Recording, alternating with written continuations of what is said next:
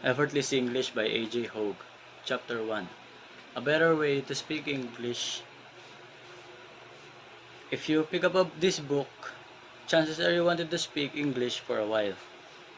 Maybe you even take classes. You probably needed English to improve your career. Maybe you want to travel internationally or study abroad. You always that English is the key to international business and international travel. So, let me ask you something. Do you feel nervous or shy when you try to speak English? Do you still struggle to understand what someone is saying to you despite years of study? Embarrassed about your pronunciation or worried you speak too slowly? Are you frustrated that despite all the time you've invested in English learning, you can't speak it despite your goals?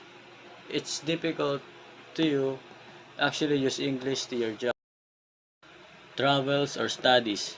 Do you sometimes feel that you'll never master spoken English? If you answered yes to any of these questions, you're not alone. In fact, you're fairly typically most English students feel this way. Most adult English learners are stressed and frustrated about their speaking ability. Some feel completely hopeless and feel they'll never be able to speak English powerfully. Not because they're bad at languages, but because, like you, they've been taught using the wrong method.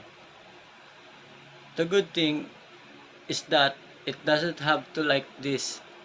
There's nothing wrong with you. You can learn to speak English naturally and with ease. You can use English effectively in your job, travels, and studies.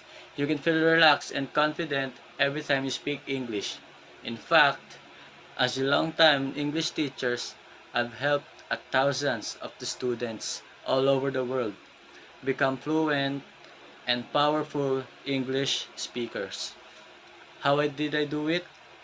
I did it using a teaching method I developed called Effortless English.